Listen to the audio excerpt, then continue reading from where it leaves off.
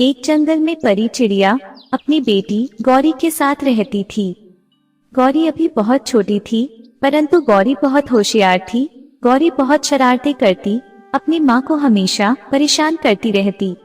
माँ, कल मैं अपने दोस्तों के साथ जंगल गई थी, तो मैं वहाँ पर जलेबियाँ खाई। माँ, जलेबियाँ बहुत स्वादिष्ट थी। मेरे सारे दोस्तों ने मिलकर बहुत सारी जलेबियाँ खरीद कर खा लिए। माँ, मिठू दादा की जलेबियाँ बहुत बिक रही थी। मिठू दादा गर्मा गर्म जलेबियाँ निकालते और तुरंत ही उनकी जलेबियाँ बिक जाती। हाँ गौरी बेटी, पक्षियों को मीठा खाना बड़ा ही अच्छा लगता है, इसीलिए जलेबियाँ बहुत ज्यादा बिकती है। माँ, क्यों ना हम लोग भी जलेबी की दुकान खोल ले, हमारी जलेबियाँ भी खूब बिकेंगी। हाँ गौरी बेटी, हम लोग तो जलेबी की दुकान खोल सकते हैं, लेकिन मुझे जलेबियाँ बनाना नहीं आता। अगर जलेबियाँ अच्छी नहीं बनी तो हमारी जलेबियाँ नहीं बिकेगी, कोई भी पक्षी हमारी जलेबियाँ नहीं खरीदेगा।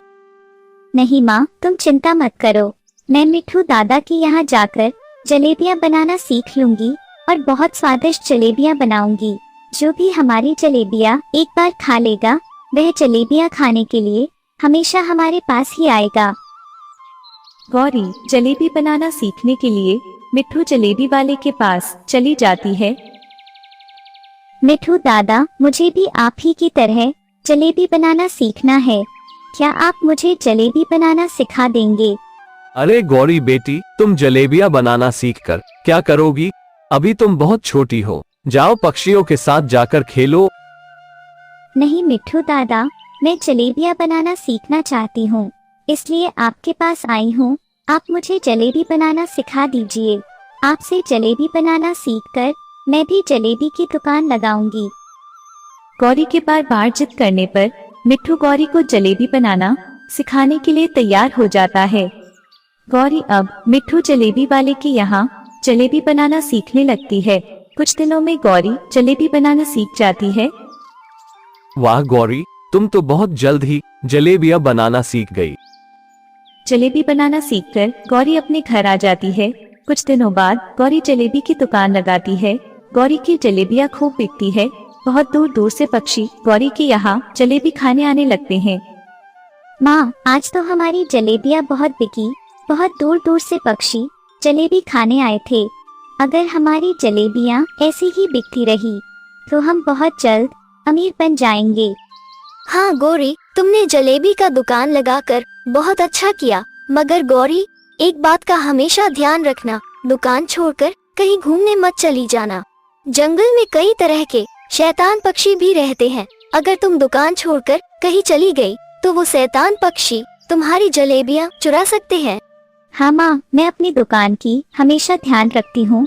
मैं अपनी दुकान छोड़कर कहीं नहीं जाती। हर रोज सही समय पर गौरी अपनी जलेबी की दुकान लगा देती है और बहुत सस्ते दामों पर अपनी जलेबियाँ बेचती है। जिस जगह पर गौरी अपनी जलेबी की दुकान लगाती है, उस जगह से थोड़ी सी दूरी पर एक कालू कौवा रहता है। कालू कौवा बहुत दुष्ट आलसी होता है। कालू कौवा कोई काम नहीं करना चाहता। कालू कौवे को लगता है सब कुछ उसे बैठे बैठे ही मिल जाएगा। कालू कौवा अपने लिए भोजन की तलाश भी नहीं करता, बस किसी तरह पक्षियों के घोंसले से भोजन चोरी करके अपना पेट भरता है। अरे वाह, आज तो बहुत स्वादिष्ट जलेबी की खुशबू आ रही है। चलो चल कर देखता हूँ, यह जलेबी की खुशबू कहाँ से आ रही है। कालू कौवा गौरी की दुकान पर जाता है और गौरी से बोलता है, अरे वो जलेबी वाली, जरा मुझे भी जलेबी देना। गौरी कालू कौवे की हरकतों से अनजान थी। वह कालू कौवे को जलेबी दे देती है। जलेबी लेकर कालू कौवा बिना पैसे दिए ही वहाँ से चल देता है। गौरी कालू कौवे को आवाज लगाती रह जाती है, पर कालू कौवा नहीं रुकता है। बेचारी गौरी उदास हो जाती है। अरे वाह, आज तो जलेबी खाकर मजा आ गया। बहुत ही स्वादिष्ट जलेबी थी। कल मैं फिर जलेबी खाने जाऊंगा। बेचारी भोली भाली गौरी उदास होकर अपने घर चली जाती है। घर जाकर गौरी अपनी माँ से बोलती है, माँ, आज तो जलेबियाँ अच्छी नहीं बिकी। और उसी में एक कालू कौवा आया और उसने मुझसे जलेबी खरीदा। कालू कौवा पैसे दिए बिना ही चला गया।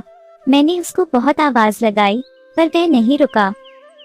अब जाने भी दो गौरी, अब तुम उस कालू कौवे की चिंता छोड़ो। आगे से जब वो कालू कौवा आए तो पहले उससे पैसे ले लेना, फिर उसके बाद उसे जलेबियाँ देना। हाँ माँ, मैं आगे से ध्यान रखूंगी। अगर वह कालू कौवा फिर से आया तो मैं उससे आज के पैसे भी मांग लूंगी। अगले दिन गौरी फिर से अपनी दुकान लगाती है। कुछ देर में वही कालू कौवा फिर से जलेबियाँ लेने आता है और गौरी से बोलता है, अरे ओ जलेबी वाली, जरा मुझे भी 1 किलो जलेबी देना। गौरी कालू कौवे को पहचान जाती है और कालू कौवे से बोलती है, तुम तो वही कालू कौवे हो ना, जो कल मुझसे जलेबी खरीदा था और बिना पैसे दिए ही चला गया।